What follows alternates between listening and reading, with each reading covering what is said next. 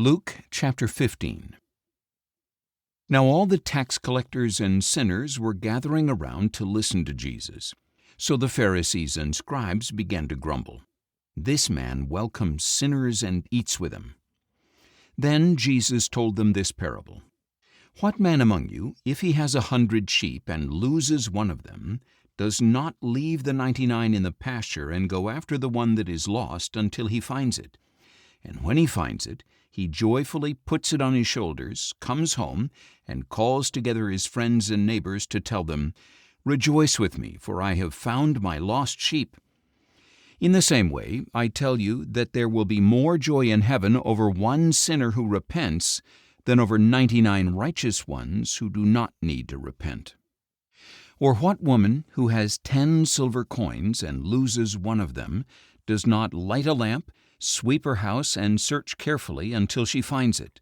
And when she finds it, she calls together her friends and neighbors to say, 'Rejoice with me, for I have found my lost coin.'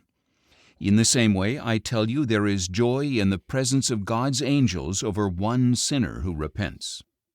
Then Jesus said, "There was a man who had 2 sons. The younger son said to him, 'Father, give me my share of the estate.' So he divided his property between them. After a few days, the younger son got everything together and journeyed to a distant country where he squandered his wealth in wild living. After he had spent all he had, a severe famine swept through that country, and he began to be in need. So he went and hired himself out to a citizen of that country, who sent him into his fields to feed the pigs. He longed to fill his belly with the pods the pigs were eating, but no one would give him a thing. Finally, he came to his senses and said, 'How many of my father's hired servants have plenty of food, but here I am, starving to death. I will get up and go back to my father and say to him, Father, I have sinned against heaven and against you. I am no longer worthy to be called your son. Make me like one of your hired servants.' So he got up and went to his father. But while he was still in the distance, his father saw him and was filled with compassion. He ran to his son, embraced him, and kissed him.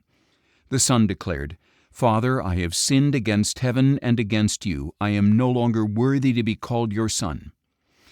But the father said to his servants, 'Quick, bring the best robe and put it on him.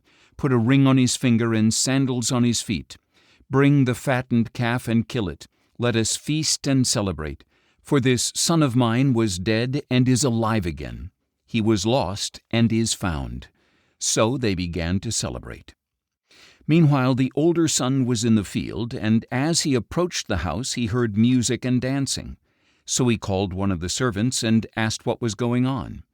'Your brother has returned,' he said, 'and your father has killed the fattened calf because he has him back safe and sound.' The older son became angry and refused to go in. So his father came out and pleaded with him.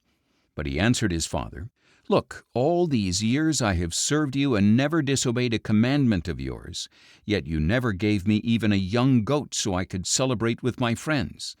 But when this son of yours returns from squandering your wealth with prostitutes, you kill the fattened calf for him.' 'Son, you are always with me,' the father said, 'and all that is mine is yours. But it was fitting to celebrate and be glad, because this brother of yours was dead and is alive again. He was lost and is found.'